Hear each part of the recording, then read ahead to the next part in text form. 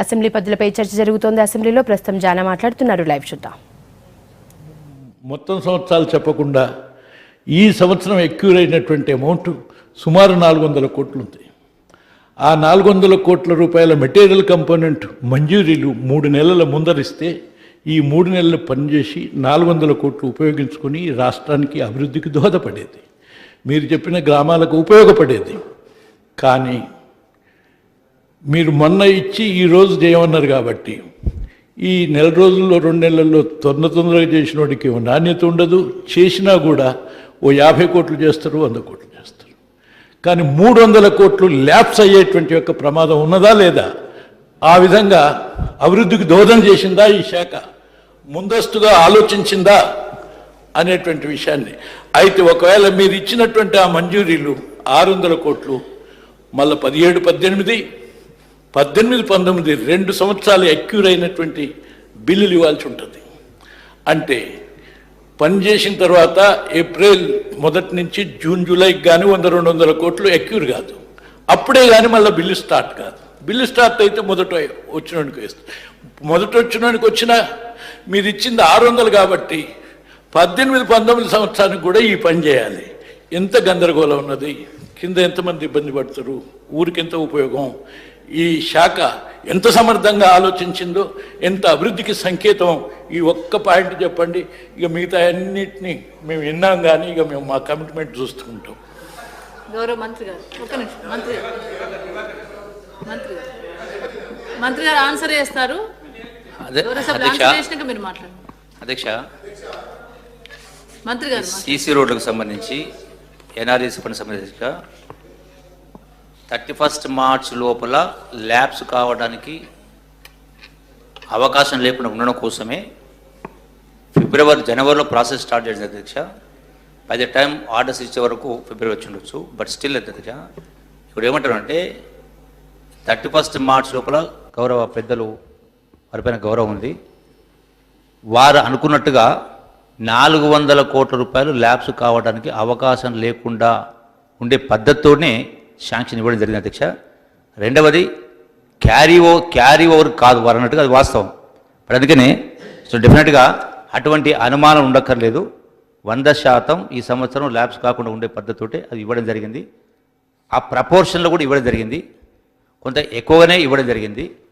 ఆ ప్రోగ్రెస్ కూడా మేము ప్రతిరోజు అబ్జర్వ్ చేస్తా ఉన్నాం. ఇంకోటి అధ్యక్ష, 3 మాసాల ముందు 4 మాసాల ముందే ఇచ్చిందంటే దాంతో అదర్ యాక్టివిటీస్ ఉన్నాయి. అంటే ఓడిఎఫ్ కావచ్చు, నాటినటువంటి నర్సరీల ప్రొటెక్షన్ కావచ్చు, జీపీ బిల్డింగ్స్ కావచ్చు. అంటే అది అసెస్ చేసుకోవడం జరిగింది. వాటికి ఎంత ఖర్చు అవుతుంది, ఎంత వేస్ట్ కాంపోనెంట్ అక్యుములేట్ అవుతుంది అని అవన్నీ చూసుకున్న తర్వాతనే ఈ లాస్ట్ జనవరిలో అసెస్ చేసి ఆ పద్ధతి ఇవ్వడం జరిగింది. అనుమానం ఉండక్కర్లేదు పెద్దలు గౌరవ జానారెడ్డి గారికి. 100% ఆ పనులు జరిగేటువంటి అవకాశం అధ్యక్ష.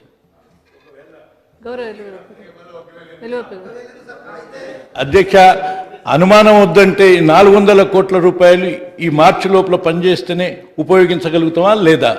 లేకపోతే ఆ 400 కోట్లు అంటే మీరు పని ఏమీ రద్దు కాదనే దానికి నేను ఒప్పుకుంటాను. కానీ మళ్ళీ అక్యూర్ అయినటువంటి దాంట్లో ఇవ్వాల్సినటువంటి అవసరమా లేదా? ఇది నిజమా కాదా అనేటువంటి విషయం ఏ విధంగా మిమ్మల్ని అనుమానపడాల్సిన అవసరం లేదంటున్నారు అనేటువంటిది ముఖ్యం అధ్యక్ష. గౌరవ మంత్రి గారు 31 మార్చి లోపల వీటిని యూటిలైజ్ చేయకపోతే క్యారీ ఓవర్ కాదు, ల్యాబ్స్ అయితే అని చెప్పని అడిగిన సమాధానం చెప్పడం జరిగింది. బట్ అందుకనే 400 కోట్స్ అంటే కూడా మేము అదనంగా కూడా ఇవ్వడం జరిగింది. అందుకని అంటే 400 కోట్లు ఇస్తే 400 కోట్లు ఖర్చు పెట్టడం కష్టం అని చెప్పని దానికి అదనంగా ఇవ్వడం జరిగింది. అదనంగా చేసిన పనులు కూడా నెక్స్ట్ అక్యుములేట్ దాంట్లో మనం పేమెంట్ చేయడం జరుగుతుంది అధ్యక్ష. అదే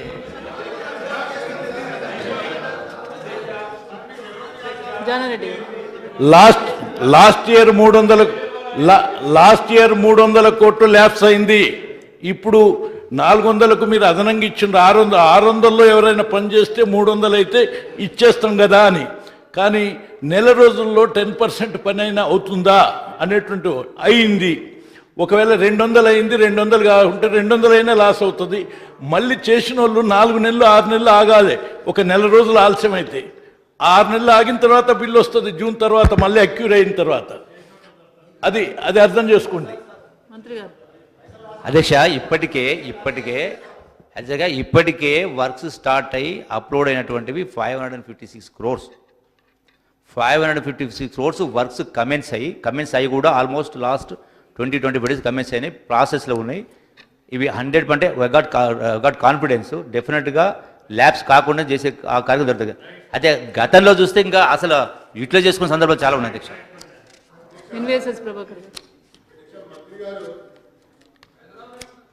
గౌరవ మంత్రి గారు సమాధానం చెప్తూ కొంత సమర్థత విషయంలో, దక్షత విషయంలో, చిత్తశుద్ధి విషయంలో కూడా వారు ప్రస్తావించారు అధ్యక్ష. వారి మంత్రిత్వ శాఖకు సంబంధించినటువంటి అంశంనే నేను ప్రస్తావిస్తాను అధ్యక్ష. ప్రధానమంత్రి గ్రామీణ సడక్ యోజన ఉంది అధ్యక్ష. మన రాష్ట్రము కేవలం 900 కిలోమీటర్లు మేరకే కావాలని చెప్పని ప్రతిపాదనలు పంపించినాయి అధ్యక్ష. అదే వెస్ట్ బెంగాల్ 4100 కిలోమీటర్లు కావాలని చెప్పి ప్రతిపాదనలు పంపించినాయి. ఒరిస్సా 6200 కిలోమీటర్లు, అంటే ఏటా అధ్యక్ష 6200 కిలోమీటర్లు కావాలని ప్రతిపాదనలు పంపించినాయి. మధ్యప్రదేశ్ 6200 కిలోమీటర్లు కావాలని చెప్పి ప్రతిపాదనలు పంపించినాయి. 16-17 ఆర్థిక సంవత్సరంలో ఆమోద ముద్ర పొందినాయి. ఆ తర్వాత పనులు పురోగతి గ్రామాల్లో జరిగి రోడ్లు వేయడం జరిగితే మన 900 కిలోమీటర్లు అధ్యక్ష కేవలం 257 కిలోమీటర్లు మాత్రమే వేయటం జరిగింది అన్నటువంటి విషయాన్ని మీ ద్వారా నేను సభ దృష్టికి తీసుకొస్తున్నా. అంటే ఇక్కడ ఎవరి చిత్తశుద్ధి లోపించినట్టు అధ్యక్ష, ఏ అధికారి యొక్క దక్షత లోపించినట్టు అధ్యక్ష? కేంద్ర ప్రభుత్వము ప్రతిరోజు కూడా 133 కిలోమీటర్ల లెక్క గ్రామీణ సడక్ యోజన కింద కిలోమీటర్ లెక్క రోడ్లు పడాలని చెప్పని ఒక టార్గెట్ ఓరియంటెడ్గా నిర్ణయాన్ని తీసుకుని ముందుకెళ్తా ఉంటే మనం ప్రతిపాదించినటువంటి 900 కిలోమీటర్లు ఏడాది లోపల పూర్తి చేసుకోలేకపోతే మన రాష్ట్ర మంత్రి గారికి 19 డిసెంబర్ 2016 నాడు మరి అక్కడ ఉన్నటువంటి రాజేష్ భూషణ్ అనేటువంటి IAS అధికారి, ప్రత్యేకమైనటువంటి అధికారి, కార్యక్రమాన్ని చూసేటువంటి అధికారి మనకి లేఖ రాశారు అధ్యక్ష. ఇప్పుడైనా మీరు వేగం పెంచండి. డిసెంబర్ నాడు రాశారు అధ్యక్ష, ఇప్పుడైనా మీరు వేగం పెంచండి. ఒకవైపున ఇతర రాష్ట్రాల వాళ్ళు పెద్ద మొత్తంలో నిధులు తీసుకుంటా ఉన్నారు, లక్ష్యాన్ని సాధిస్తూ ఉన్నారు. మీరు తీసుకున్నటువంటి 900లో కూడా ఈ 257 కూడా ఎందుకు పూర్తి చేయలేకపోయారు అని చెప్తూ వేగాన్ని పెంచమని చెప్పి కోరారు అధ్యక్ష. ఇది ఎవరి దక్షతకి ప్రశ్న అనేటువంటి విషయాన్ని నేను మీ ద్వారా అడుగుతున్నాను అధ్యక్ష. ఇక పోతే అధ్యక్ష, ఫైనాన్స్ కమిషన్కి సంబంధించినటువంటి ఫండ్స్ అధ్యక్ష 15, 16, 17 580 కోట్లు వచ్చినాయి అధ్యక్ష. 401 కోట్లు వచ్చినాయి అధ్యక్ష 16, 17.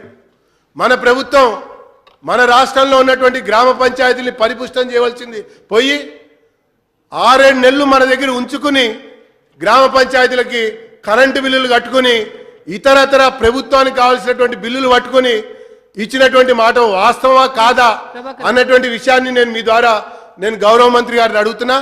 దాంతోపాటు ఈ రకంగా జరిగినటువంటి తర్వాత కొంతమంది సర్పంచులు కేంద్ర ప్రభుత్వానికి కూడా రాస్తే పంపించినటువంటి 15 రోజుల లోపల ఏ ప్రభుత్వమైనా సరే, అది బీజేపీ ప్రభుత్వమా, టీఆర్ఎస్ ప్రభుత్వమా, తెలుగుదేశం ప్రభుత్వమా, కమ్యూనిస్ట్ ప్రభుత్వమా అని కాదు, దేశంలో ఉన్నటువంటి ఏ ప్రభుత్వమైనా సరే పంపించినటువంటి తర్వాత 15 రోజుల లోపల పంచాయతీలకు కనుక ఇవ్వకపోయినా, నిధులు మళ్లించినట్టయినా, ఇంకొక రకమైనటువంటి కార్యక్రమానికి వెచ్చించినట్టయితే కూడా వడ్డీతో సహా మరి ఇంకో రకమైనటువంటి ఒక అంశాన్ని కూడా కఠినంగా వ్యవహరించాల్సి వస్తుందని చెప్పని లేఖ రాసినటువంటి మాట కూడా వాస్తవా కాదా అని చెప్పని నేను ఈ సందర్భంగా అడుగుతున్నాను అధ్యక్ష. రెండోది, దక్షత విషయం వచ్చింది కాబట్టి పరిపాలన అనేది నత్తనడకన నడుస్తుంది అనటానికి నిదర్శనం ఈ గ్రామీణాభివృద్ధిలో పంచాయతీరాజ్ శాఖలో ఉంది అనటానికి నేను ఎగ్జాంపుల్ చెప్తున్నా అధ్యక్ష. ఒకవైపున Shyamprasad Mukherjee rural urban scheme ఉంది, దీన్ దయాళ్ ఉపాధ్యాయ గ్రామీణ కౌశల్ యోజన ఉంది, ప్రధానమంత్రి కృషి సించాయ్ యోజన ఉంది, NRLM జాతీయ గ్రామీణ జీవనాధార పథకం. స్పీకర్ గారు ఒక్క నిమిషం. మేడం స్పీకర్ గారు దయచేసి, ఇప్పుడు సభ్యుడు మాట్లాడినప్పుడు ఎంత టైం తీసుకుంటున్నారో క్లారిఫికేషన్స్ కూడా అంత టైం తీసుకుంటున్నారు. ఇది ఎక్కడా లేనటువంటి కొత్త సాంప్రదాయం వచ్చింది. మేము గతంలో కూడా ఈ సభలో మేము కూడా అక్కడ కూర్చొని చాలాసార్లు ప్రభాకర్ గారు ఉన్న స్థలం నుంచే మాట్లాడేవాళ్ళం. ఎప్పుడైనా సభ్యుడు క్లారిఫికేషన్స్ అడిగితే 2-3 మినిట్స్ ఇచ్చేవాళ్ళు. ప్రొటెస్ట్ అంటే 1 నిమిషం ఇచ్చేవాళ్ళు. కానీ ఇప్పుడు ఏమైపోయిందంటే మాట్లాడు 15 నిమిషాలు, క్లారిఫికేషన్ 15 నిమిషాలు, ప్రొటెస్టు 15 నిమిషాలు. ఇది ఒక కొత్త సాంప్రదాయాన్ని దయచేసి సభలో సృష్టించద్దు.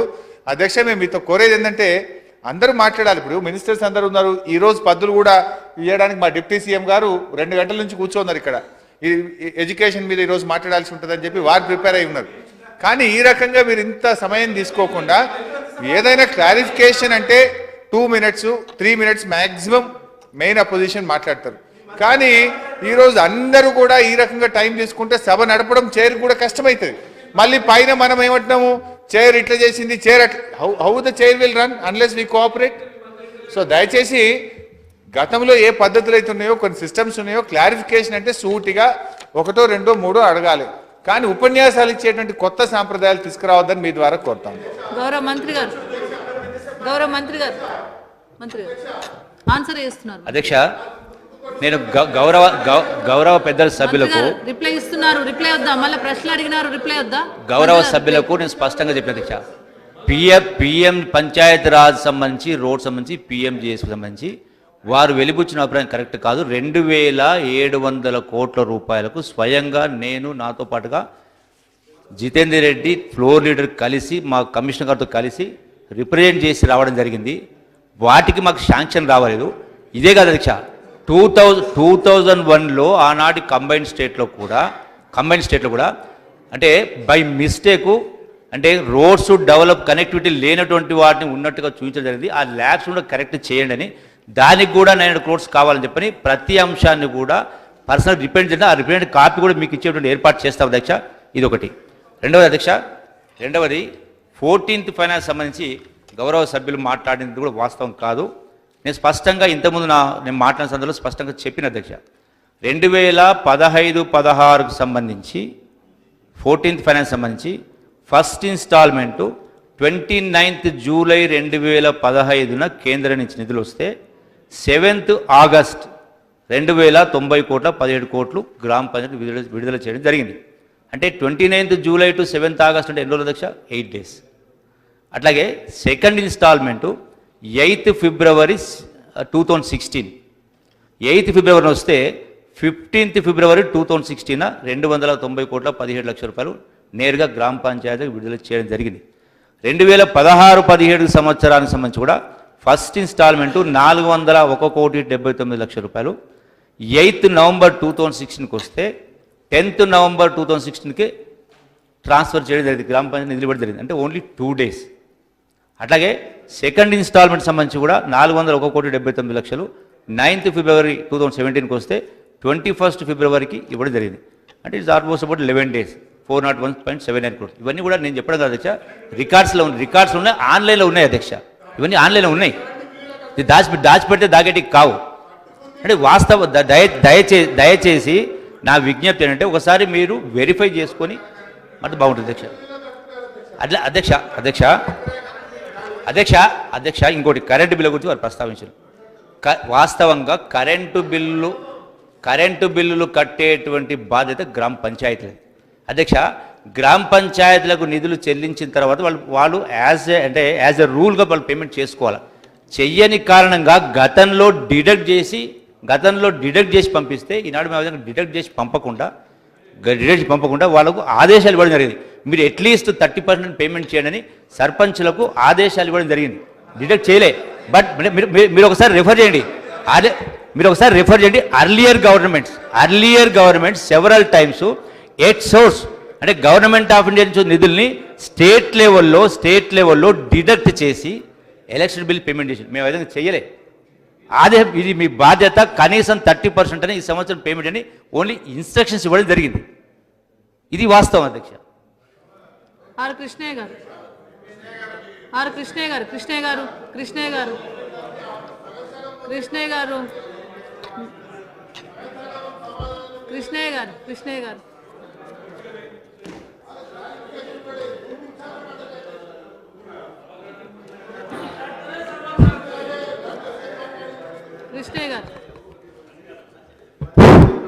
అధ్యక్ష, మంత్రి గారు చాలా విషయాలు చెప్పినా ఇంకొన్ని మీద క్లారిటీ రాలేదు. ప్రధానంగా గ్రామ సర్పంచులు, ఎంపీటీసీలు, జడ్పీటీసీలు వీటి విషయం లోపల వాళ్ళ గౌరవ వేతనాన్ని పెంచాలని నిన్న చర్చల సందర్భంగా కోరడం జరిగింది. 5,000 నుంచి 20,000 పెంచాలి. ఎందుకంటే వాళ్ళకిచ్చే వాళ్ళ దగ్గర పనిచేసేటోళ్ళకే 20,000, 30,000, 40,000 ఉన్నది వాళ్ళ కింద పనిచేసేటోళ్ళకు. వీళ్ళకి తక్కువ ఉంది. పైగా వీళ్ళందరూ కూడా బలహీన రిజర్వేషన్లు పెట్టడం వల్ల 70-75%, 80% వరకు బలహీన వర్గాలకు చెందినటువంటి కూలీ నాలు చేసేటోళ్ళు కూడా సర్పంచులు జరిగింది. ఇది సామాజిక పరివర్తనకు చాలా ఉపయోగపడే అంశం. ఇదే సందర్భంలో వీళ్ళ యొక్క గౌరవ వేతనాన్ని పెంచాలని చెప్పి నేను ప్రభుత్వానికి విజ్ఞప్తి చేస్తున్నా. అదేవిధంగా మేదర్ గ్రామ పంచాయతీల్లో కొన్నిటికి ఇంకా లైబ్రరీలు ఏర్పాటు కాలేదు. ఆ లైబ్రరీల మీద కూడా దృష్టి పెట్టవలసినటువంటి అవసరం ఉంది. మూడవది, ఈ గ్రామ పంచాయతీలో పనిచేసేటటువంటి వర్కర్లను కూడా చాలామంది ఇంకా రెగ్యులరైజ్ కాకుండా టెంపరీ కాంటింజెన్సీ పద్ధతి మీద చాలా రోజులుగా పనిచేసే వాళ్ళు ఉన్నారు. వాళ్ళను రెగ్యులరైజ్ చేయాలి. పార్ట్ టైం వర్కర్స్ కూడా ఉన్నారు, వాళ్ళని కూడా రెగ్యులరైజ్ చేసే అంశం మీద కేంద్రీకరించాలని చెప్పి ప్రభుత్వానికి విజ్ఞప్తి చేస్తున్నారు. గౌరవ మంత్రి గారు. అధ్యక్ష, గౌరవ సర్పంచెస్ కావచ్చు, ఇతర ప్రజాప్రతినిధులు కావచ్చు, వాళ్ళకు గతంలో వస్తున్నటువంటి వేతనాలు 750 రూపాయలు, 1000 రూపాయలు, 1,500 ఉంటే వాటిని 5,000, 10,000 జడిపి చర్యలు 1,00,000 రూపాయలు ఇవ్వడం జరిగింది. వారు అన్న అంశాన్ని నేను అర్థం చేసుకోగలను. కానీ అధ్యక్ష, 60 సంవత్సరాల నుంచి ఉన్నటువంటి సమస్యలు అంటే ఒకేసారి అందరికీ ఆ స్థాయిలో చేయాలన్నప్పుడు ఇట్ టేక్స్ టైం. డెఫినెట్గా గ్రామ పంచాయతీలకు ఆదాయం పెంచాలి. గ్రామ పంచాయతీల యొక్క పూర్తి యొక్క సామర్థ్యాన్ని పెంచి వాళ్ళ ఆదాయాన్ని పెంచి అట్లాగే రాష్ట్ర ఆదాయం కూడా పెంచుకునే కార్యక్రమం చేసుకుంటూ ప్రాసెస్లో స్టెప్ బై స్టెప్ అనేది ఒకటేసారి సాధ్యం కాదు. డెఫినెట్గా వారు మాట్లాడిన దాన్ని నేను వ్యతిరేకించట్లేదు. బట్ సేమ్ టైము అంటే సాధ్యాసాధనలు గమనంలోకి తీసుకోవాలి.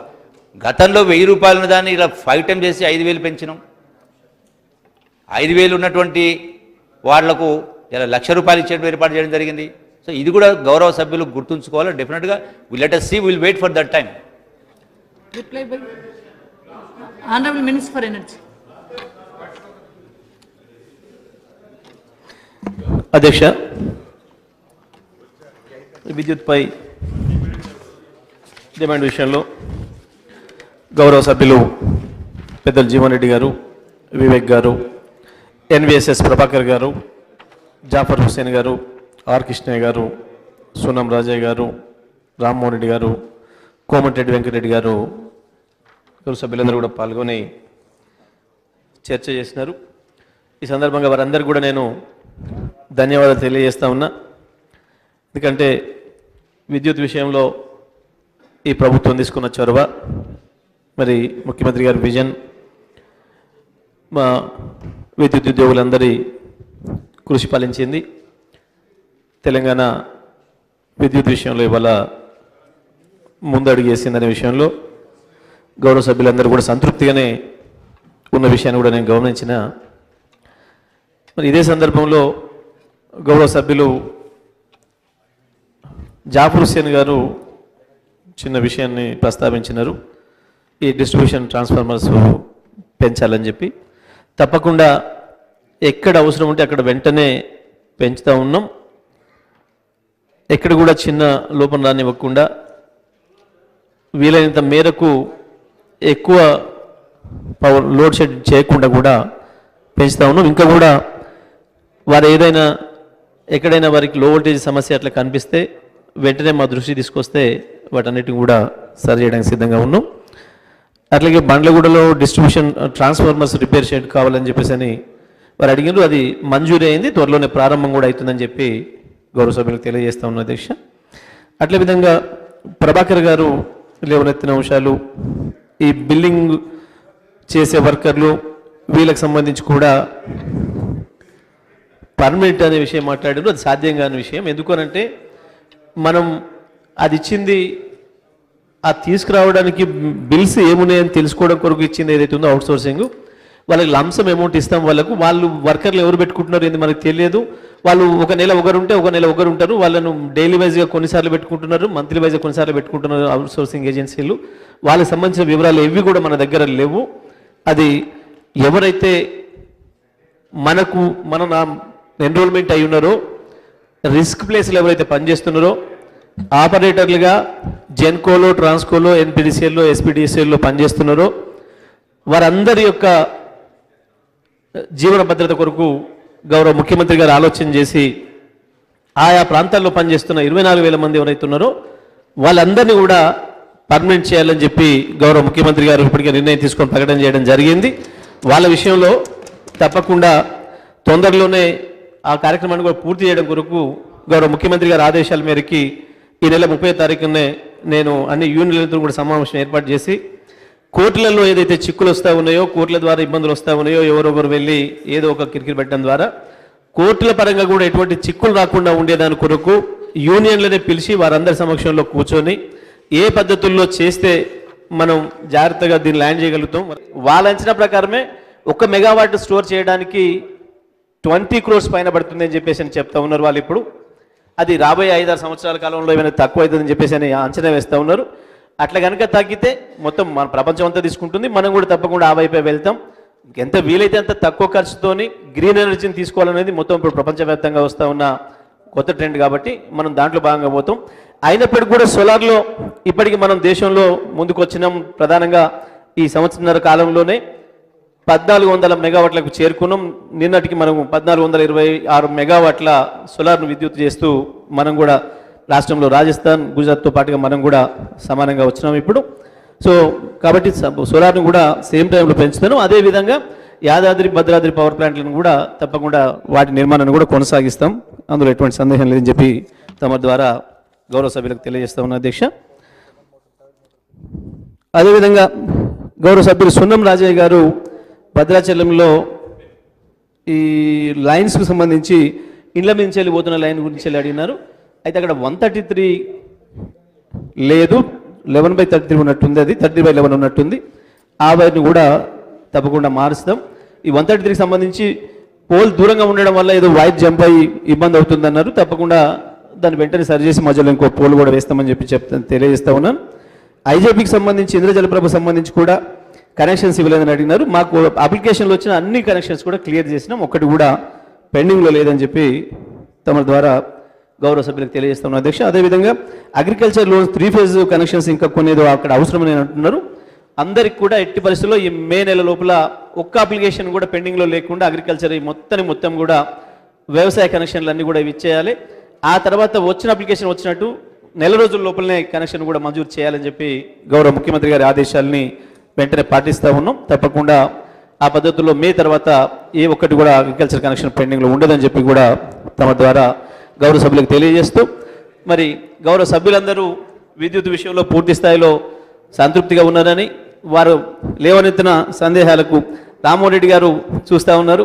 మా 400 kV గురించి వెళ్ళి చెప్తలేరని, 400 kV శాంక్షన్ అయింది, తొందరలోనే పనులు కూడా అక్కడ ప్రారంభిద్దామని చెప్పి తమ గౌరవ సభ్యులు రామ్మోహన్ రెడ్డి గారు కూడా తెలియజేస్తూ ఉన్నాను.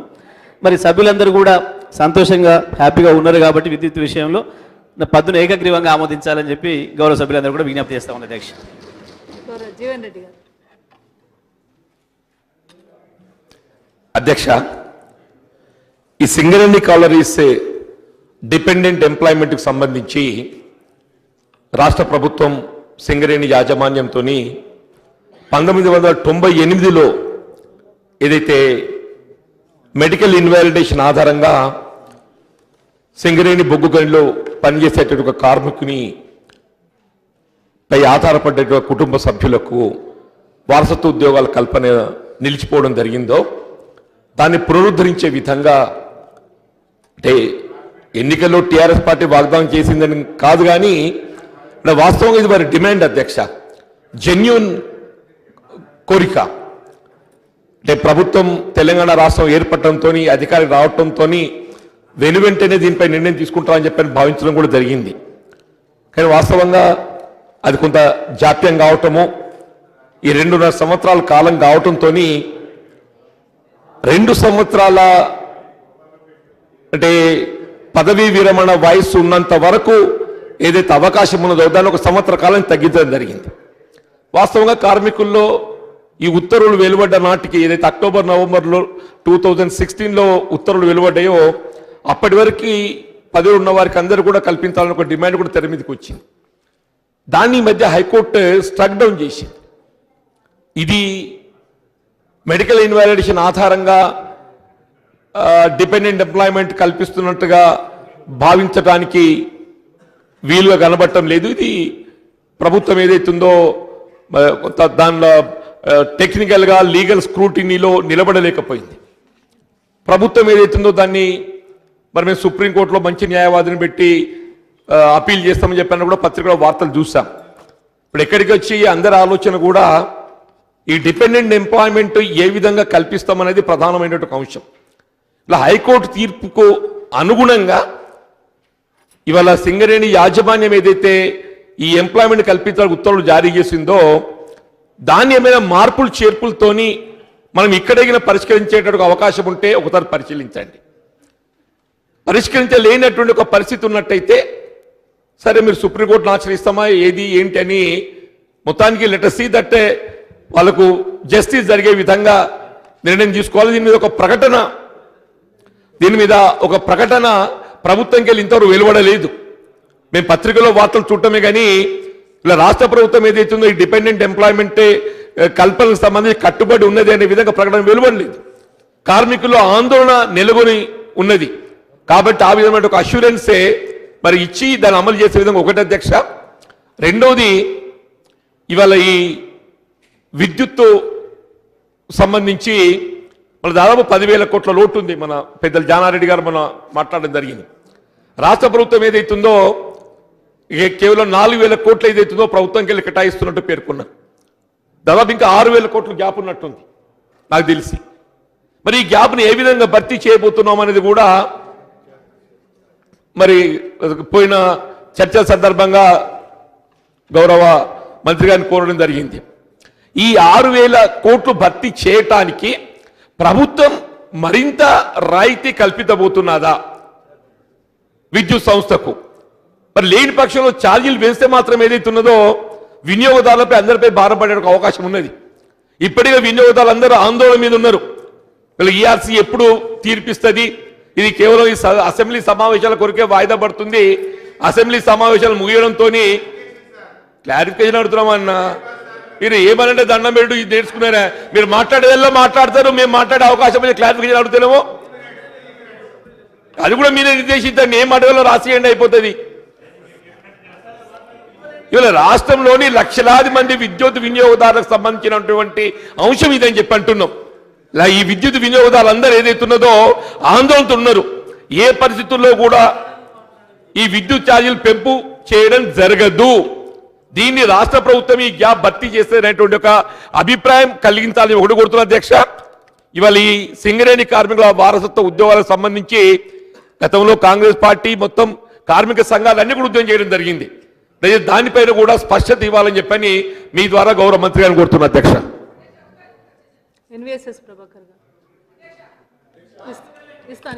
అధ్యక్ష, విద్యుత్ శక్తి అనేది చాలా ముఖ్యమైనటువంటి అంశం ఇది అధ్యక్ష. ఇది విద్యుత్ శక్తి ఛార్జీలు పెంచినప్పుడల్లా ప్రభుత్వాలు మారిపోయినాయి అధ్యక్ష. అక్కడ ఉన్న వాళ్ళు పెంచితే ఇక్కడ ఉన్న వాళ్ళు ఉద్యమం చేశారు, ఇక్కడ ఉన్న వాళ్ళు మళ్ళీ అక్కడికి వెళ్ళినాక పెంచి మళ్ళా అధికారాన్ని కోల్పోయినటువంటి సందర్భాలు కూడా ఉన్నాయి అధ్యక్ష. ఇప్పుడు ఒకవైపున శాసనసభ నడుస్తోందని చెప్పని మొన్ననే జనవరి 4వ తారీఖు నాడే ఉదయంలో మనం చేరామని చెప్పని ఈఆర్సీ తన యొక్క ప్రతిపాదనలని కొంచెం నిలుపుదల చేసుకుందేమో అని చెప్పని అనుమానం రాష్ట్ర ప్రజానికంలో ఉంది అన్నటువంటి విషయాన్ని నేను మీకు మనవి చేస్తున్నా. ఖచ్చితంగా శాసనసభ సాక్షిగా పెంచము అనేటువంటి ఒక హామీ ప్రభుత్వం ఇవ్వాలని చెప్పని ఈ సందర్భంగా నేను కోరుతున్నాను అధ్యక్ష. ఈ రెండో విషయానికి వచ్చేసరికి అధ్యక్ష, ఈ రెవెన్యూ జనరేషన్ చేసేటువంటి సిబ్బంది వాళ్ళందరూ కూడా 15 సంవత్సరాలు మట్టి 16 సంవత్సరాలు మట్టి వాళ్ళే ఉంటున్నారు అధ్యక్ష. ఎట్లయితే జెన్కోలో కానీ ట్రాన్స్కోలో కానీ ఫీల్డ్ మీద పనిచేస్తున్న వాళ్ళ యొక్క పేర్లు నమోదై రోల్స్లో నమోదై ఉన్నారో వీళ్ళు కూడా అలాగే ఉన్నారు అధ్యక్ష. వీళ్ళు ఆదాయాన్ని పెంచుతున్నారు, కలెక్షన్ చేస్తున్నారు, ఇస్తున్నారు.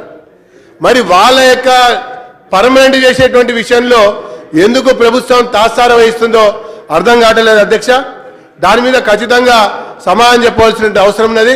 తర్వాత కారుణ్య నియామకాలు సింగరేణి విషయంలో కూడా న్యాయస్థానం స్టే ఇచ్చినటువంటి ఒక నేపథ్యంలో ఏ రకంగా దాన్ని అధిగమించి ఆ యొక్క కార్మికులకి వారి యొక్క పిల్లలకి బాసటగా ఉంటామన్నటువంటి విషయం పైన స్పష్టమైనటువంటి సమాధానం రావాలని చెప్పని కోరుకుంటున్నా అధ్యక్ష.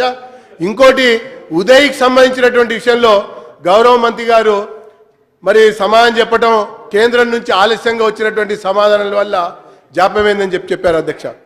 20 నవంబర్ 2015 నాడు దేశంలో ఉన్నటువంటి విద్యుత్ శక్తి శాఖ మంత్రులందరి సమావేశం పెట్టే ఈ పథకాన్ని అనౌన్స్ చేశారు. తర్వాత స్వయంగా పీయూష్ గోయల్ గారే ప్రతి రాష్ట్రానికి వెళ్ళి ముఖ్యమంత్రులను కూడా కలిశారు అధ్యక్ష. కలిసి పథకం యొక్క ప్రత్యేకతను కూడా చెప్పారు అధ్యక్ష. అట్లా అన్ని రాష్ట్రాలు కూడా దీన్ని సద్వినియోగం చేసుకొని ఉపయోగించుకొని వినియోగించుకొని చాలా ముందస్తుగా దాంట్లో ఒప్పందం కుదుర్చుకున్నారు అధ్యక్ష. మనము జనవరి 4 నాటికి మనం చేసుకునేటువంటి సమయానికి మనది 26, 25 రాష్ట్రం అధ్యక్ష.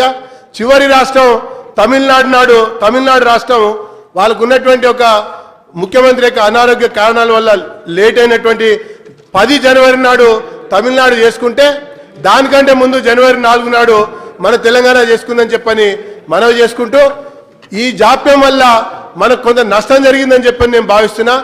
రెండోది, ఒకవైపున కేంద్ర ప్రభుత్వం అందరికీ 24 గంటలు కరెంట్ ఇస్తామంటుంటే ఈ క్రెడిట్ నరేంద్ర మోడీ గారు ఎక్కడ కొట్టేస్తారేమో అని చెప్పి భయంతోన మన రాష్ట్రం జాప్యం చేసినట్టుగా భావించాల్సి వస్తుంది. ఇంకొక చిన్న విషయం అధ్యక్ష, ఈ ఫ్లక్చువేషన్స్ వచ్చినప్పుడు మరి కరెంటు అండులేషన్స్ వచ్చినప్పుడు టీవీలు కాలిపోతున్నాయి, అట్లానే ఫ్రిడ్జ్లు కాలిపోతున్నాయి, మీటర్లు కాలిపోతున్నాయి అధ్యక్ష. కాలిపోయినటువంటి వాటి సందర్భంలో మనం నష్టపరిహారం ఇవ్వాలని చెప్పని నేను మీ ద్వారా ఈ సందర్భంలో నేను గౌరవ మంత్రి గారిని అడుగుతున్నాను. దాంతోపాటు జంట నగరాల్లోనూ మిగతా చోట్ల ఇండ్లపైన ఎలక్ట్రిసిటీ వైర్లు ఉన్నాయి అధ్యక్ష.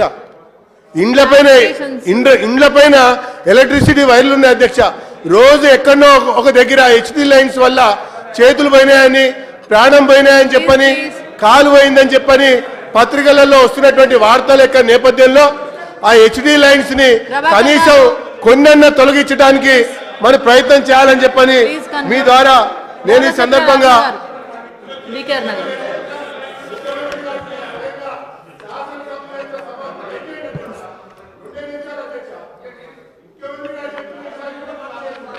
అధ్యక్ష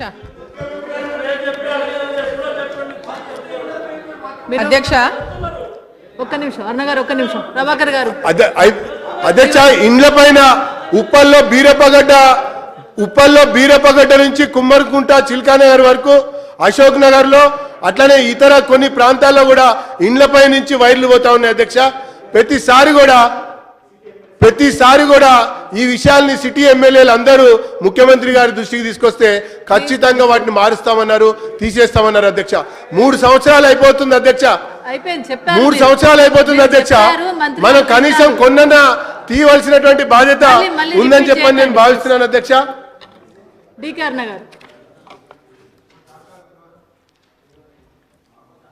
అధ్యక్ష, జోగులాంబ గద్వాల జిల్లాలో గట్టు మండలంలో సోలార్ పవర్ ప్రాజెక్టు కోసం మరి గవర్నమెంట్ ల్యాండ్ని మరి అది గవర్నమెంట్ ల్యాండ్ చాలా ఏళ్ల కిందటనే ఒకటి గుర్తించి మరి సోలార్ పార్క్ ఏర్పాటు చేసిన విషయంలో ప్రభుత్వానికి పంపించడం జరిగింది అధ్యక్ష, గత ప్రభుత్వ హయాంలోనే. అయితే కొత్తగా ప్రభుత్వం తెలంగాణ రాష్ట్రం ఏర్పాటైన తర్వాత కూడా తిరిగి మళ్ళీ ఒకసారి కూడా ప్రపోజల్స్ని మళ్ళీ ప్రభుత్వానికి అక్కడ ఉన్నటువంటి గవర్నమెంట్ ల్యాండ్ అవైలబిలిటీ గురించి పంపించడం జరిగింది అధ్యక్ష. అయితే దాంట్లో కొంత ఏరియా రైతులు అంటే అసైన్ ల్యాండ్స్ ఉన్నాయి అధ్యక్ష. దాంట్లో కొంత రైతులు దాంట్లో వ్యవసాయం చేసుకున్నటువంటి భూములను కూడా అక్కడ ఉన్నటువంటి తహసీల్దార్ వాటికి నోటీసులు ఇవ్వడం వల్ల ఆ రైతులు కోర్టుకు పోవడం వల్ల అక్కడ ఆ యొక్క సోలార్ పవర్ ప్రాజెక్టుకి, ఎందుకంటే పంటలు వేసుకున్నటువంటి వాళ్ళ మీద నోటీసులు ఇచ్చినందువల్ల వాళ్ళు కోర్టు పోయినందువల్ల ఇది మధ్యలో మళ్ళీ అంటే స్టాండ్ స్టిల్ అయిపోయింది అధ్యక్ష. ఎక్కడైతే ఈ పంటలు వేసుకున్నటువంటి రైతులు ఉన్నారో వాళ్ళని కాకుండా కూడా ఇంకా చాలా పెద్ద ఎత్తున అసైన్ ల్యాండ్ దాదాపు 3000 ఎకరాల పైన అక్కడ ఉంది అధ్యక్ష. కాబట్టి ఆ సోలార్ పార్క్ గురించి మరి దాని యొక్క ప్రోగ్రెస్ ఎంతవరకు ఉంది, దాని ఏ విధంగా మరి సోలార్ పార్క్ని అక్కడ ఏర్పాటు చేసే ప్రతిపాదన ఉన్నదా లేదా అనే విషయాన్ని మంత్రి గారిని తెలియజేయాలని నేను కోరుతా ఉన్నాను అధ్యక్ష. వెంకట్రావు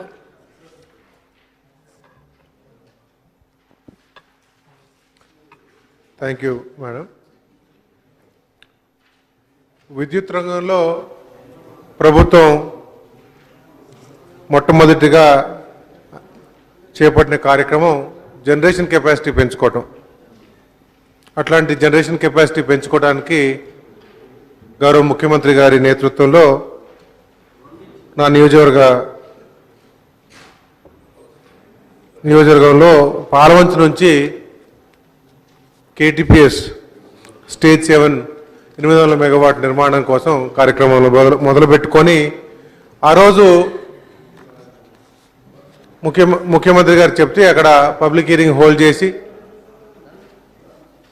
ఆ స్టేజ్ 7 నిర్మాణం కోసం పబ్లిక్ హియరింగ్ పెట్టినాడు. ప్రజలు దాదాపు 3-4 వేల మంది వచ్చి వారికి ఇబ్బందులు చెప్పుకుంటూ కానీ తప్పనిసరిగా ఈ పవర్ ప్లాంట్ ఇక్కడ రావాలి, ఇక్కడ నిర్మాణం చేయాలని చెప్పారు. ఎందుకంటే ఆ ప్రాంతంలో గత 50 సంవత్సరాలుగా తెలంగాణ రాష్ట్రానికి వెలుగులు అందిస్తున్న ప్రాంతం.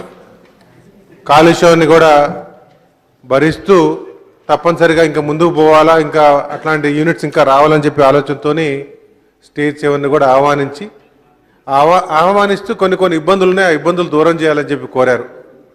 గౌరవ మంత్రి గారిని నేను కోరేది ఏంటంటే తెలంగాణ రాష్ట్రానికి తలమానికంగా ఉంటున్న పాలవంచలో ఉన్న ఇబ్బందులు కొంచెం దూరం చేయండి. అదేవిధంగా రానున్న రోజుల్లో గతంలో ఎప్పుడో వెంగళరావు గారు స్థాపించిన ఏబీసీ స్టేషన్స్ ఏవైతున్నాయో అవి దాదాపు 50 సంవత్సరాల నుంచి మన భారతదేశంలో కూడా ఒక రికార్డ్ స్థాయిలో ఉత్పత్తి చేస్తూ ఉన్నాయి. అట్లాంటి యూనిట్స్ని డీకమిషన్ చేయాల్సిన అవసరం ఉంది. అక్కడ మాకు 2 × 800 మెగావాట్స్ ఇంకా అదనంగా ఇవ్వండి. ఆ ప్రాంతం నుంచి ఇప్పటికీ ఎంతో కార్యక్రమాలు చేసాం, ఇంకా ముందు కూడా ఎన్నో కార్యక్రమాలు చేసే స్థాయి అక్కడ ఉంది. ఎందుకంటే మిగతా ప్రాంతాల్లో ఇట్లాంటి కార్యక్రమాలు చేస్తుంటే కొన్ని అలజడులు వచ్చినాయి.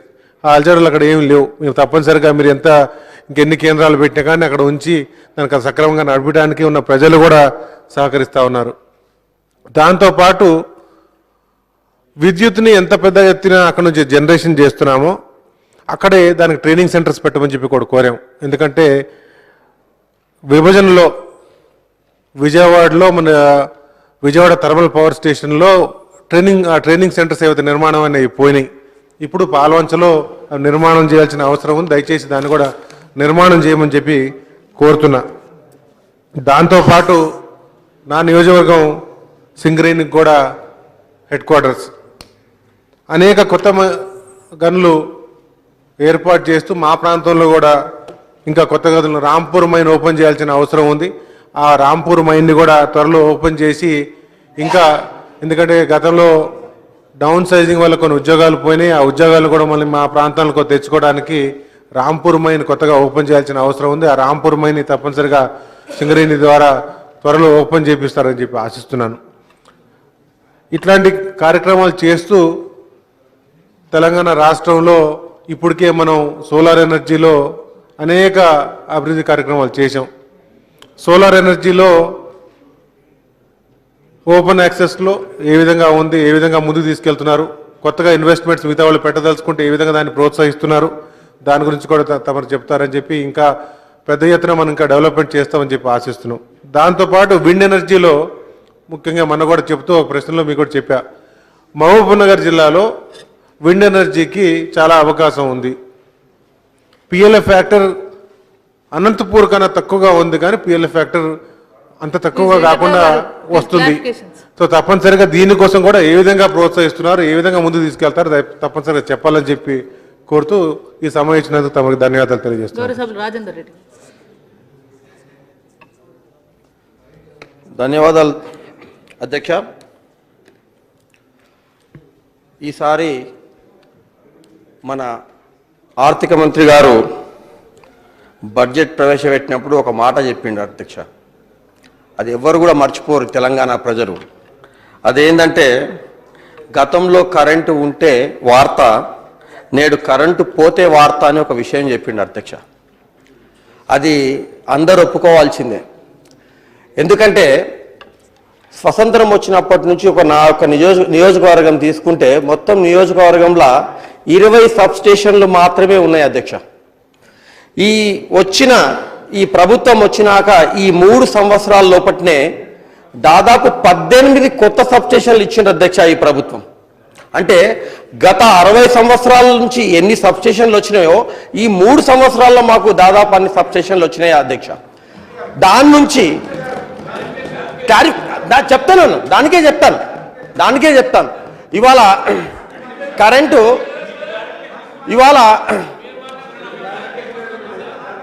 వాళ్ళు కొన్ని మంచి మాటలు వాళ్ళకి వినడానికి ఇష్టం ఉండదు అధ్యక్ష. నారాయణపేట మంచినీళ్ళ గురించి అడుగుతున్నారు.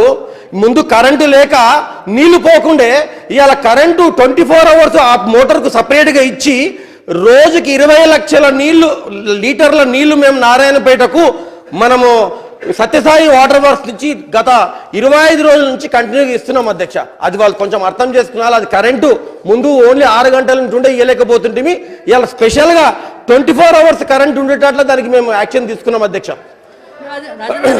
అయితే ఎవరు చేయలేదు, సత్యసాయి బాబా చేసిండే.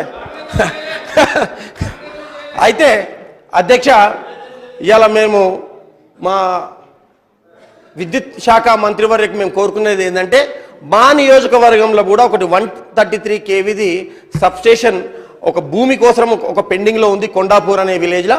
దానికి మేము లెటర్ కూడా రాసినాం సార్కు. సారే బ్యాక్వర్డ్ దీనికి SC ST దానికి కూడా సారే మినిస్టర్ ఉన్నాడు, ఆ ల్యాండ్ మాకు కావాలని రాయడం జరిగింది. అదొకటి ఇచ్చి ఆ 133 kVది కూడా మాకు త్వరగా ఇస్తే మాకు చాలా బాగుంటుంది. అట్లే ఈసారి ఏదైతే ABN స్విచ్లు ఏవైతే ఉన్నాయో ఈసారి చాలా వచ్చినాయి, కానీ ఇంకా ఫిక్స్ చేయలేదు. మస్తు స్టాక్ అయితే వచ్చింది, అవి కొంచెము ఫిక్స్ చేయాలని అదొకటి తీసుకున్నాలి అధ్యక్ష. ఇంకోటి ఈ రైతులకు ఏదైతే ట్రాన్స్ఫార్మర్లు ఉన్నాయో ఈ పెండింగ్లో ఉన్న లిస్ట్ అంతా కూడా క్లియర్ చేయమని నేనున్నాను అధ్యక్ష. ఆ రోజు ముఖ్యమంత్రి గారి ముందర ఆ రోజు CMD గారిని పిలిచి మొత్తం బ్యాక్లాగ్స్ అన్ని ఎన్ని రోజుల ఖతమవుతుంది, ఎన్ని పైసలు కావాలంటే 600 కోట్లు కావాలి సార్, మేము మే లోపల మేము అన్ని బ్యాక్లాగ్స్ అన్ని ఇస్తామని చెప్తే ఒక్క క్షణం కూడా మా గౌరవ ముఖ్యమంత్రి గారు ఆలోచించకుండా సరే తీసేసుకో ఇమ్మీడియట్గా ఇచ్చేయమని చెప్పిండ్రు. బ్యాక్లాగ్స్ కూడా రైతులకు ఇవాళ మొత్తం కూడా మే లోపల ఇస్తామని చెప్పిండ్రు. దానికి మా గౌరవ ముఖ్యమంత్రి గారికి మా విద్యుత్ శాఖ మంత్రికి వీళ్ళందరూ కూడా మేము ధన్యవాదాలు తెలుపుతున్నాం అధ్యక్ష.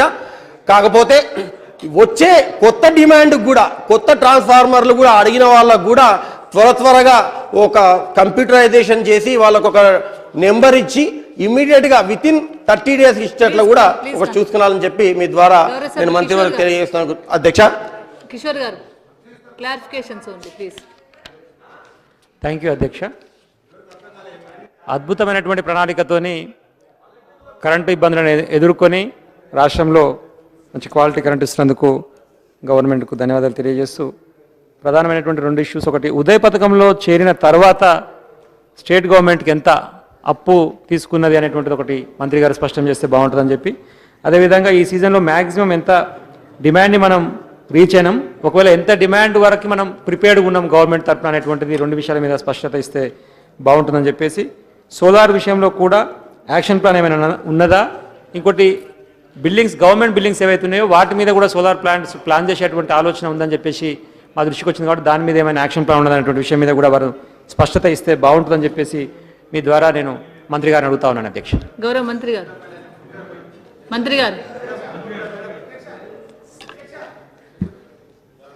అధ్యక్ష, ఆన్సర్ చేస్తాను. వాస్తవానికి నేను గౌరవ సభ్యులు చర్చలో ఎవరైతే పాల్గొని చిన్న డౌట్స్ ఎక్స్ప్రెస్ చేస్తారో అంతవరకే పరిమితమై వాటికి మాత్రమే సమాధానాలు చెప్పి రిక్వెస్ట్ చేసిన. సరే, దాంట్లో ఇంకా క్లారిఫికేషన్ అవసరం ఉండే అని చెప్పి గౌరవ సభ్యులు జీవన్ రెడ్డి గారు 2 విషయాలు ఎవరెత్తిండ్రు. సెక్రటరీ డిపెండెంట్ ఉద్యోగాలకు సంబంధించి సరే ముఖ్యమంత్రి గారు ఆ రోజు సభలో ప్రకటన చేసిండ్రు, వారు కూడా భాగస్వాములు అయినరు సభ చర్చలో. వారికి 1 సంవత్సరం వాళ్ళకి కూడా ఏమని చెప్పేసి వారు రిక్వెస్ట్ చేసినారు. వారి రిక్వెస్ట్ని కూడా గౌరవ ముఖ్యమంత్రి గారు స్వీకరించినారు, చేసినాం. వారు ఏదైతే ఇప్పుడు ఒక అంశాన్ని లేవనెత్తినారో టెక్నికల్గా ఉంది, అది సరి చేసుకునే అవకాశం ఉందేమని చెప్పేసి తప్పకుండా గౌరవ సభ్యులు జీవన్ రెడ్డి గారు ఏదైతే సూచన చేసినారో దాని పరిగణలో తీసుకుంటాం. ఎట్టి పరిస్థితులలో కూడా ప్రభుత్వం ఏదైతే ప్రకటన చేసిందో గౌరవ ముఖ్యమంత్రి గారు దాన్ని అమలు చేసి తీరుతాం, అందులో ఎటువంటి సందేహం లేదు. ఎవరికి కూడా ఎటువంటి అనుమానాలు ఉండాల్సిన అక్కర్లేదు. సింగరేణి డిపెండెంట్ ఎంప్లాయీస్ ఎవరైతే అందరు ఎదురు చూస్తున్నారో వాళ్ళందరి ఆశలు నెరవేర్చే పద్ధతుల్లో ఏ పద్ధతుల్లో అయితే పని అవుతుందో ఆ పద్ధతులు అన్నీ అవలంబించడానికి ప్రభుత్వం సిద్ధంగా ఉంది. గౌరవ సభ్యులు ఇంకా ఎవరేమైనా సూచనలు చేసినా ఇక్కడే కాదు బయట చేసినా తీసుకోవడానికి సిద్ధంగా ఉన్నాం. తప్పకుండా ఇక్కడే చేద్దాం, సుప్రీంకోర్టు ద్వారా చేద్దాం. ఎవరు కూడా సింగరేణి ఎంప్లాయీస్ ఎవరు కూడా ఆందోళన పడక్కర్లేదు. సభ ద్వారా నేను స్పష్టంగా ప్రభుత్వం యొక్క ఉద్దేశాన్ని తమకు తెలియజేస్తా ఉన్నా అధ్యక్ష. అదేవిధంగా ఈ గ్యాప్కు సంబంధించి అన్నారు, తప్పకుండా గ్యాప్కు సంబంధించి ఎప్పుడైనా మనకు ఈఆర్సీ సూచనలు చేస్తుంది, ఈఆర్సీ సూచనలు పాటిస్తాం. దాంట్లో హెచ్చుతగ్గులు ఉంటే ప్రభుత్వాన్ని అదనంగా ఇవ్వాలని చెప్పి ప్రభుత్వాన్ని ఆదేశిస్తే ప్రభుత్వం ఇస్తుంది. ఇంటర్నల్ ఎఫిషియన్సీ పెంచుకోవడం ద్వారా ఇతర పద్ధతుల ద్వారా ఎట్లా పూడ్చాలనే విషయంలో కూడా మనకి ఎప్పుడైనా ఈఆర్సీ గైడ్లైన్స్ ఇస్తూ ఉంది. తప్పకుండా ఆ పద్ధతుల్లో వెళ్ళి చేస్తాం. ముఖ్యమంత్రి గారు ఇదే సభలో చెప్పినారు, పేద ప్రజలపైన సాధారణ ప్రజలపైన ఒక్క పైసా కూడా భారం అదనంగా పడనివ్వము అని చెప్పినారు. ఎట్టి పైసలు కూడా దానికి ప్రభుత్వం కట్టుబడి ఉంది అని చెప్పి గౌరవ సభ్యులకు తెలియజేస్తా ఉన్నా అధ్యక్ష. అదేవిధంగా ఎన్వీఎస్ఎస్ ప్రభాకర్ గారు సరే వారేదో పాపం ఏదో ఎమోషన్లో ఏదేదో మాట్లాడిస్తుంటారు అప్పుడప్పుడు. ఈ ఉదయ పథకంలో చేరకపోవడం వల్ల ఏదో పోయింది, ప్రపంచం అంతా మునిగిపోయింది దేశంలో ఈ రాష్ట్రంలో అనే పద్ధతులు చెప్తున్నారు. అసలు ఉదయ పథకంలో ఏముందండి? ఉదయ పథకంలో చేరితే మనకి ఏదో మోడీ గారు 1000 కోట్లు పంపిస్తున్నట్టు, అవి మోయలేక మనం లెక్క పెట్టుకోలేక ఇబ్బంది పడుతున్నట్టు ఏముందాడా? దాంట్లో ఏమీ లేదు. ఉదయ పథకంలో ఉండే ఏంటి అంటే డిస్కమ్లు, ఆగండి మీరు మాట్లాడడం నేను మాట్లాడలేదు కానీ, డిస్కమ్ల భారం రాష్ట్ర ప్రభుత్వం తీసుకుంటుంది. దాని ద్వారా రాష్ట్ర ప్రభుత్వం కూడా బాండ్స్ ద్వారా డబ్బులు సమీకరించుకోవడానికి ఉన్న ఒక చిన్న వెసులుబాటు అది.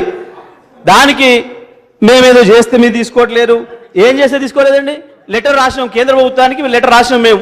ఉదయ పథకంలో చేయడం ద్వారా మాకు వచ్చే లాభాలు ఏంటి చెప్పండి, ఏ భారం తీసుకుంటారు, మాకేమైనా 25% గ్రాంట్ ఇస్తారా చెప్పండి అని రాసినాం. ఒక్క పైసా కూడా గ్రాంట్ ఇవ్వమని చెప్పినారు. ఒక పైసా కూడా మాకేమి ఇచ్చింది లేదు అక్కడి నుంచి వెళ్ళి లేదు.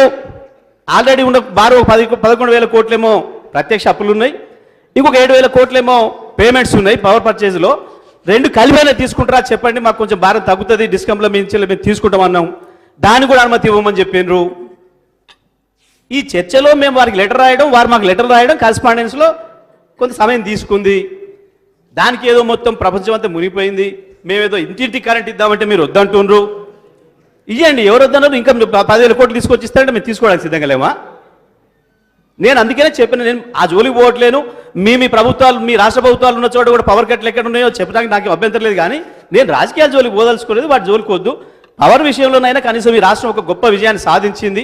ముఖ్యమంత్రి గారి ముందు చూపు 6 నెలలు కూడా తిరగక ముందే పవర్ కట్స్ లేకుండా చేయగలిగినాం. అది ఊరికైనా సాధ్యమయ్యే విషయం కాదు, అందరితో అయ్యేది కాదు. నిజం అయ్యాలి. మీకు కూడా నిన్న కొత్త రాష్ట్రం వచ్చింది, చేయండి, మీకు చేత చేసి చూపించండి 6 నెలల్లో ఆ రాష్ట్రంలో చూసి ఛాలెంజ్ చేస్తాం. అది కేవలం గౌరవ ముఖ్యమంత్రి గారి ఆలోచనలు, ముఖ్యమంత్రి గారికి ముందు నుండి ఒక విజన్ ఉండటం, 85 ఎమ్మెల్యే అయిన కానించి వెళ్ళే వారికి విద్యుత్ శక్తి మీద ఒక అవగాహన ఉండటం, ముందే ఒక ప్రణాళికలు ఉండటం. అవాళ మీకు ఎవరికి ఆలోచనలు ఎన్నాడే తప్పకుండా తెలంగాణ రాష్ట్రం వస్తుందని, వచ్చిన తెలంగాణలో విద్యుత్ శక్తిని బాగు చేయాల్సిన అవసరం నా మీదనే ఉంటుందన్న విషయం కూడా ముఖ్యమంత్రి గారికి తెలుసు. కాబట్టి ఏ రాజకీయ నాయకుడు కూడా చెప్పాలంటే ధైర్యంగా 100 సభలలో చెప్పిండు మా ముఖ్యమంత్రి గారు. విద్యుత్ శక్తి విషయంలో మనం కొంత ఇబ్బంది పడతాం, 1 సంవత్సర కాలం మీరు నాకు సమయం ఇవ్వాలి, 1 సంవత్సరం తర్వాత నేను కొంత సరి చేస్తా, 3 ఏళ్లలో పూర్తి స్థాయిలో నేను విద్యుత్ శక్తిని పునరుద్ధరిస్తా అని చెప్పి ముఖ్యమంత్రి గారు ప్రజలకు చెప్పిండు, ప్రజలకు అప్పీల్ చేసిండు సభలలో. ఎవరు కూడా నెగిటివ్ అంశాలు చెప్పే ధైర్యం ఈ దేశంలో ఏ రాజకీయ నాయకుడు కూడా లేదు. కానీ మన ముఖ్యమంత్రి గారు అన్నాడు విశ్వాసంతో, ఆత్మవిశ్వాసంతో చెప్పినట్టుగా ప్రజలు సంవత్సరం సమయం ఇచ్చిండ్రు. కానీ సంవత్సరం కూడా తీసుకోలేదు. కేవలం నవంబర్ వరకే, జూన్లో తీసుకుంటే నవంబర్ వరకే పరిస్థితులన్నీ కూడా చక్కదిద్దిండ్రు. విద్యుత్ శక్తి అనుకున్న పద్ధతుల్లో. సోలార్ విషయంలో అధ్యక్ష, మన ప్రభుత్వం మొదటిసారిగా సబ్ స్టేషన్ల వారీగా సోలార్ ఉత్పత్తి చేయడం ద్వారా లైన్ లాసెస్ తగ్గిస్తామని ఎక్కడికక్కడ సబ్ స్టేషన్ల వద్దల్నే పవర్ ప్లాంట్ల నిర్మాణం, సోలార్ పవర్ ప్లాంట్ల నిర్మాణం అవడం ద్వారా మనకు మనీ సేవ్ అవుతుందని ఆ రకంగా ఒక మంచి పద్ధతిని మనమే కనిపెట్టినాం అధ్యక్ష. గౌరవ ముఖ్యమంత్రి గారు ఆలోచన చేసి మనను లీడ్ చేస్తే మాట్లాడండి.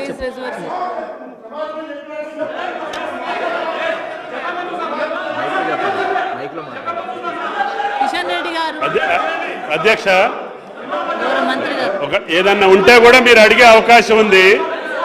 సభ్యులు ఒకళ్ళు తప్పు మాట్లాడితే విత్డ్రా అయ్యే అవకాశం కూడా ఉంది. కాబట్టి దయచేసి మీ మైక్లో మాట్లాడండి.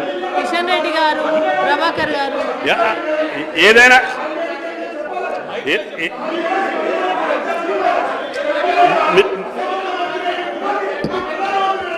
అధ్యక్ష వాళ్ళకి ఛాన్స్ ఇవ్వండి అధ్యక్ష. ఏదైనా అనుంటే కూడా మీరు వెళ్ళండి. కిషన్ రెడ్డి గారు, మీకు అవకాశం ఇస్తాను. కిషన్ రెడ్డి గారు, మీ సభ్యులకు అవకాశం ఇస్తాను. ప్రభాకర్ గారు,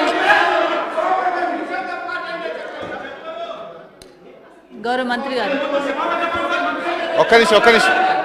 ఇప్పుడు లక్ష్మణ్ గారు, మీరు ఏం అడుగుతున్నారో నాకైతే అర్థం కాలేదు. మీరు ఏం చెప్పదలుచుకున్నారో మైక్ తీసుకొని చెప్పండి, ఏదంటే క్లారిఫై చేస్తాం. ఇప్పుడు మీరు దేనికోసం అడుగుతున్నారో, మీరు ఎందుకు పోడియంలోకి వచ్చినారో కూడా అర్థం కాలేదు. మైక్ ఇస్తామంటున్నారు స్పీకర్ గారు, మైక్ తీసుకోండి. మీ డిమాండ్ ఏంటో, మీ ఆలోచన ఏంటో చెప్పండి. ఏదైనా ఉంటే డెఫినెట్లీ వీఆర్ రెడీ. మాకేమి మీరు దయచేసి మైక్ తీసుకొని మీరు చెప్పదలుచుకొని చెప్పండి. చెప్పండి కిషన్ రెడ్డి గారు, మీరు పోడియంలోకి ఎందుకు వచ్చినారో చెప్పండి. మీరు అసలు మీరు ఏమడుగుతారో క్లారిటీ ఇవ్వండి.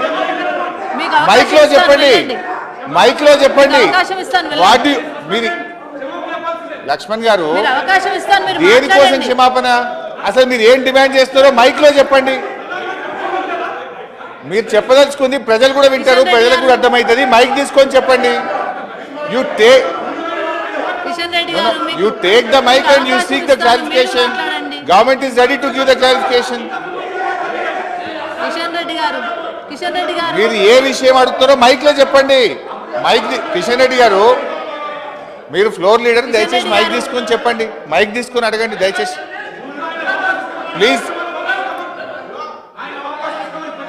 Please resume your chair. Kishan Reddy గారు, మైక్ తీసుకొని మైక్ లో మాట్లాడండి. దేనికోసం అండి, దేనికోసం?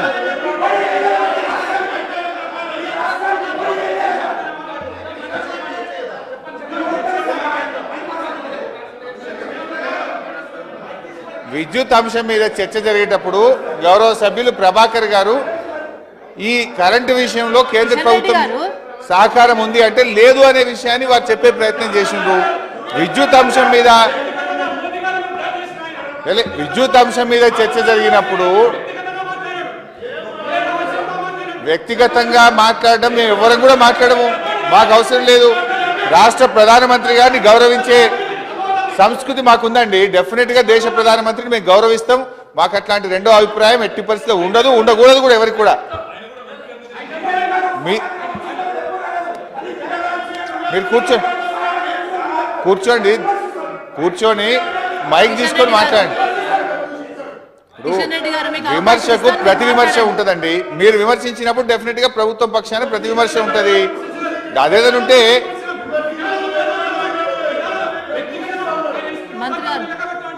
మేమేం కోరుతున్నామే, లక్ష్మణ్ గారు మైక్ లో చెప్పండి. మీరేం చెప్పదలుచుకున్నారో మైక్ లో చెప్పండి. మంత్రి గారు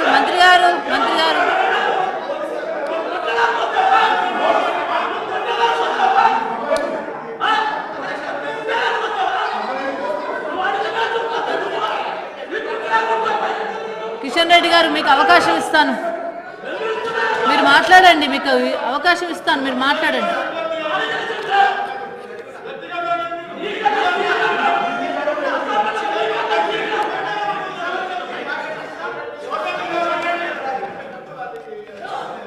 గౌరవ మంత్రి గారు. అధ్యక్ష కూర్చోండి. నేను అధ్యక్ష, నేను మాట్లాడిన మాటలు మొత్తం కూడా రికార్డ్ అయి ఉన్నాయి. ఎక్కడ కానీ ఒక్క అక్షరం అన్పార్లమెంటరీగా ఉన్నా, ఎవరినైనా పెద్దవాళ్ళనైనా చిన్నవాళ్ళనైనా కించపరిచినట్టుగా ఉన్నా, సభలో మాట్లాడకూడని అక్షరం ఏదైనా నా మాటల్లో ఉన్నా నేను విత్డ్రా చేసుకోవడానికి సారీ చెప్పడానికి సిద్ధంగా ఉన్నా. సేమ్ టైం మీరు ముగ్గురు మాట్లాడిన మాటలు ఎంతమంది విన్నారు? మీరు మాట్లాడిన మీ మాటలకి మీరు క్షమాపణలు చెప్తారా? నేను మాట్లాడింది తప్పని కనుక నిరూపిస్తే ముక్కులే రాయడానికి సిద్ధంగా ఉన్నా. మీరు దానికి సిద్ధంగా కూడా చెప్పండి. నాకు మొత్తం మీరు మాట్లాడిన భాష ఏందో, మీరు ఉపయోగించిన భాష ఏందో మీ అందరికీ తెలుసు, మిగతా మిత్రులందరూ కూడా ఉన్నారు, పక్క అవతల ఉన్న మిత్రులు కూడా విన్నారు. నేను సిద్ధంగా ఉన్నా అంటున్నా. నేను కనుక అన్పార్లమెంటరీ ఒక అక్షరం మాట్లాడినా విత్డ్రా చేసుకోవడం కాదు, ముక్కు నేలకు రాస్తా. దానికి మీ ముక్కు కూడా సిద్ధంగా ఉండాలి, ముక్కు నేలకు రాయాలి, సిద్ధంగా ఉండాలి. పట్టండి.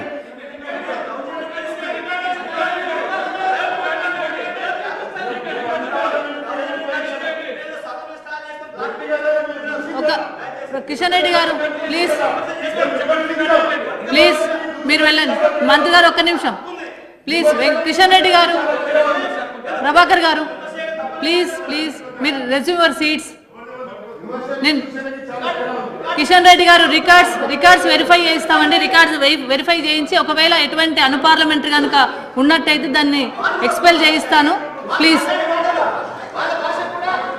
వెరిఫై చేయిస్తాను. చేసిన తర్వాత రికార్డ్స్ వెరిఫై చేసిన తర్వాత అన్పార్లమెంటరీ ఉంటే ఎక్స్పెల్ చేయిస్తాను. Please go back to your seats. Kishan Reddy గారు please go back to your seats.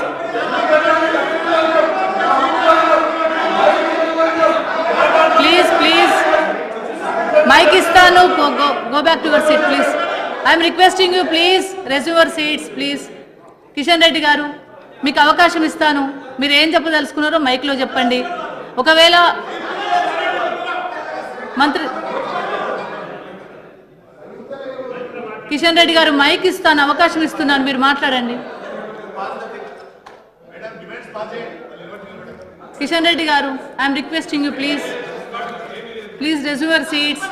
మీకు మైక్ అవకాశం ఇస్తాను, మీరు మాట్లాడండి. కిషన్ రెడ్డి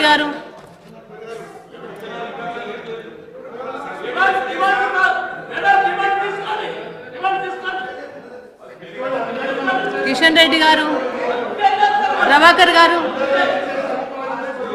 లక్ష్మణ్ గారు ప్లీజ్. కిషన్ రెడ్డి గారు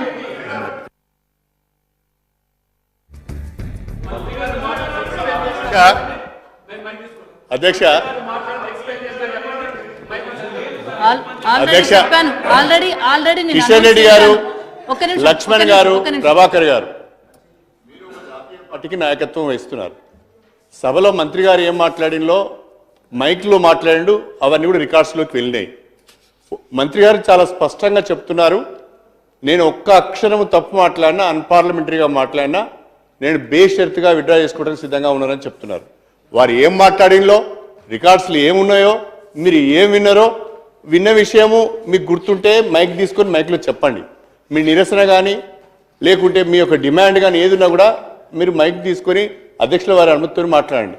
కానీ ఈ రకంగా సభను స్టాల్ చేస్తాము అనేది కరెక్ట్ కాదు. రెండవది, నేను ఆశ్చర్యపోయింది ఏంటంటే కిషన్ రెడ్డి గారు చాలా సీనియర్ ఎమ్మెల్యే, చాలా విషయాలు చాలా చక్కగా సబ్జెక్ట్స్ మీద మాట్లాడతారు.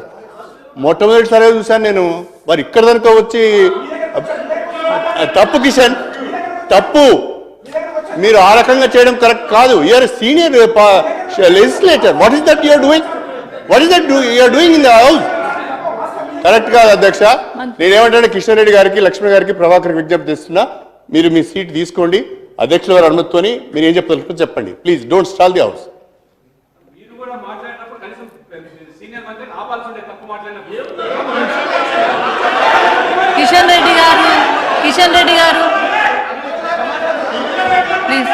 కిషన్ రెడ్డి గారు ఐఎమ్ రిక్వెస్టింగ్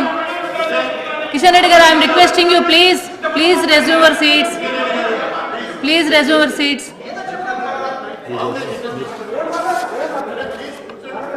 కిషన్ రెడ్డి గారు I'm requesting you please resume your seats. Kishan Reddy గారు ప్లీజ్ రెజ్యూమ్ యువర్ సీట్. మీకు అవకాశం ఇస్తాను, మైక్ ఇస్తాను, మాట్లాడండి. కిషన్ రెడ్డి గారు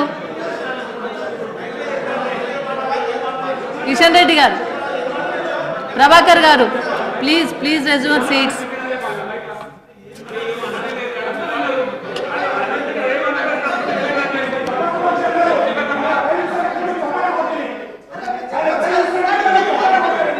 కిషన్ రెడ్డి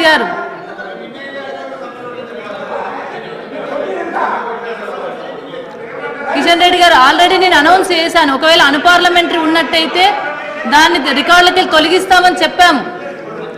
కిషన్ రెడ్డి గారు ఒకవేళ అన్పార్లమెంటరీ ఉంటే రికార్డ్స్ తొలగిస్తానని కూడా చెప్పడం జరిగింది.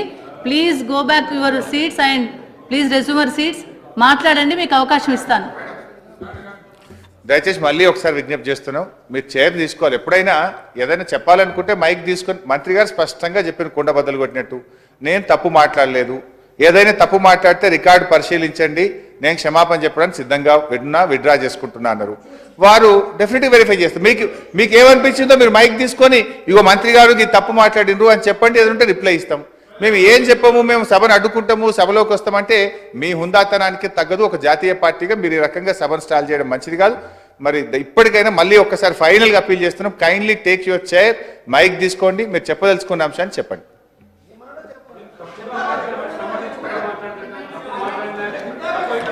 కిషన్ రెడ్డి గారు, ప్రభాకర్ గారు, లక్ష్మణ్ గారు, ప్లీజ్ రెజ్యూమ్ యువర్ సీట్స్. అవకాశం ఇస్తాను, మైక్ ఇస్తాను, మాట్లాడండి.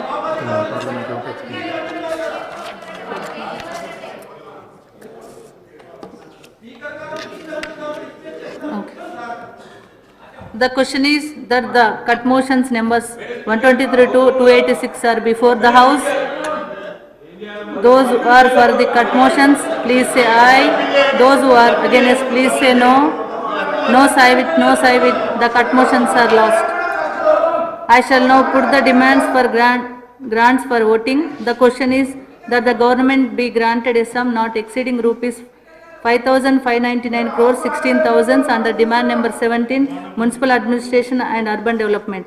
That the government be granted a sum not exceeding rupees 7,359 crores 95 lakhs 75,000 under demand number 31, Panchayat Raj. That the government be granted a sum not exceeding rupees 7,443 crores 31 lakhs 64,000 under demand number 32, Rural Development. That the government be granted a sum not exceeding rupees 5,107 crores 14 lakhs 63,000 under demand number 11, Roads and Buildings. The government be granted a sum not exceeding rupees 22 crores 22,667 crores 96 lakhs 95,000 under demand number 33, Major and Medium Irrigation.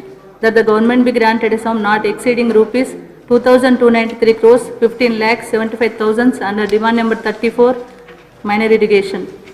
That the government be granted a sum not exceeding rupees 4,203 crores 21 lakhs 43,000 under demand number 35, Energy. Those who are for the motions, please say aye. Those who are against, please say no. Ayes have it. The motion are carried and the demands are granted.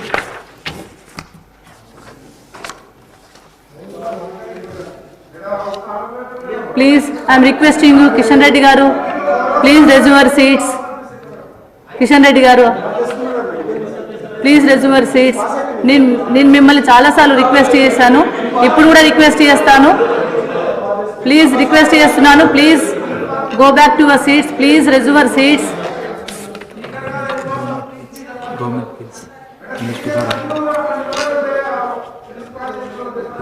ఇప్పుడు సంపత్ గారు కానీ మా జీవన్ రెడ్డి గారు కానీ ప్రభుత్వము mic తీసుకోండి మాట్లాడమంటుంటే కూడా మాట్లాడకపోతే దీన్ని ఎట్లా అర్థం చేసుకోవాలి? అవునండి, మీరు చైర్లో కూర్చోండి, మైక్ తీసుకోండి, మాట్లాడండి అని చెప్తుంటే కూడా మాట్లాడము అంటే ఎవరు తప్పు ఉందో అర్థమవుతుంది కదా. మీరు కూడా ప్రధాన ప్రతిపక్షం చెప్పాలి, వాస్తవం చెప్పండి. ఇప్పుడు హౌస్ ఆర్డర్లో నడవాలంటే మీరు you go to your chair, take the mike and మీరు ఏం చెప్పదలుచుకున్నారో చెప్పండి అంటున్నాము. అభ్యంతరకరమైన వ్యాఖ్యలు ఏమైనా మంత్రి గారు చేసి ఉంటే చెప్పండి అంటున్నాము. అంటే ఏమి లేదు కనుకనే వారు చెప్పలేరు కనుకనే బహుశా మైక్ తీసుకుంటలేరు అని మేము ఫీల్ అవుతున్నాం. స్పీకర్ గారు కూడా చెప్పినారు, ఒకవేళ అభ్యంతరకరమైన పదాలు ఉంటే నేను తొలగిస్తాను అని చైర్ నుంచి కూడా అష్యూరెన్స్ వచ్చింది. మంత్రి గారు నేను విత్డ్రా చేసుకుంటాను అని చెప్పి క్షమాపణ చెప్తానని మంత్రి గారు చెప్పిండ్రు. ఇంక ఇంతకంటే ఏముంటుంది సార్?